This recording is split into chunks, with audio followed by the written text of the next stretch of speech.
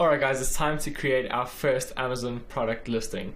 So you're going to be logged in back again into your Amazon Seller account, your Seller Central account, and we're going to add a product. You can either add a product here if this is your new account, or you can go to inventory and click add a product. You could just click on inventory as well.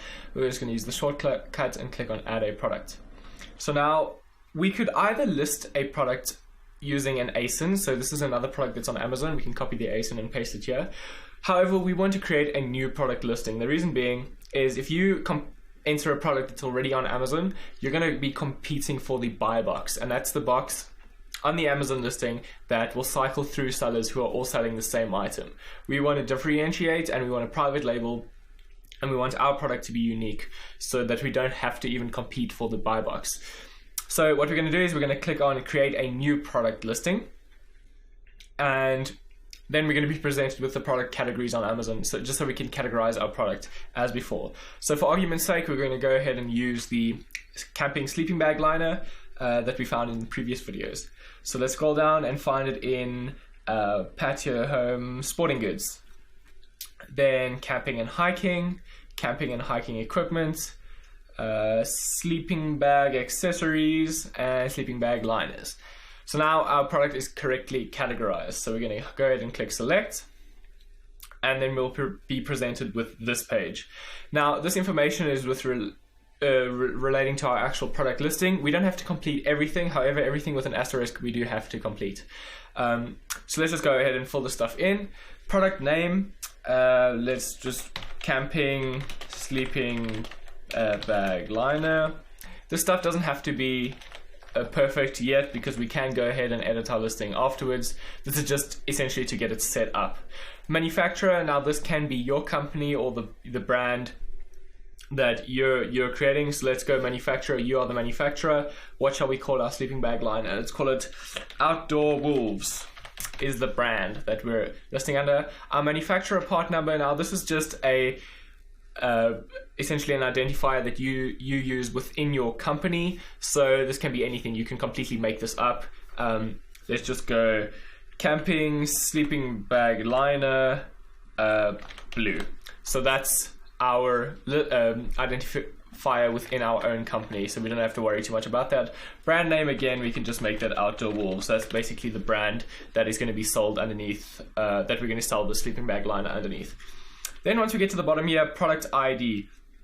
This is an EAN number or UPC code. Now a UPC code is a universal barcode that is listed on the GS1 platform. So you can either buy one of these barcodes online, or you could use eBay. However, Amazon has been cracking down on sellers using barcodes found on eBay, because essentially what happens is your specific product that you're going to be selling and your company is linked to that barcode on their database. So buying third-party barcodes isn't necessarily linked to your brand name, so it's not correct. It's not the correct way to do it. However, I am still using my eBay barcode that I bought a long time ago, and I'm still using the same list. They're super cheap on eBay. Or you could go to a website like speedybarcodes.com, and you can buy one here for $5 or $5 for $10. So it does get really cheap. It's just a cheap thing to buy to get a barcode. These do work still as far as I know. However, I'm not sure how that'll change in the future and how strict Amazon's going to be with that. So let's just go ahead and enter one of the barcodes that I've bought already. It's an EAN number. Then we're going to go to offer. So we need to fill in the where this icon is for more selected details. So the condition of this item is obviously new. Price, we're going to be selling it for, let's say, $29.99. We want to increase this price higher. I'll show you why, because in the future we're going to market as if it's on special, on sale all year round. So at $29.99 is the amount that we want to sell it for, so we can put it up maybe to $49.99, and when we create a sale or promotion, we'll drop it down to $29.99. And we want Amazon to ship and provide customer certain service for the items that they sell, obviously, because we want Amazon to fulfill our order with FBA. So then we can click save and finish. Now what that's going to do is go ahead and create a blank product inside of your Amazon Seller Central account. So Now we're going to choose a barcode type. So we want our barcode to be an Amazon barcode. So what Amazon will do is convert that EAN or UPC code that you've entered to an FNSKU, which is Amazon's unique identifier that you're going to place on your product.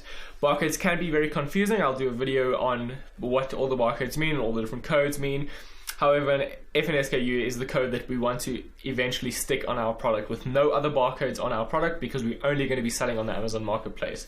However, if you're going to be selling in stores and on your own website and things like that, where you need to track your items, I would suggest using your personal barcode. So we're going to go ahead and click Amazon barcode and click save and continue.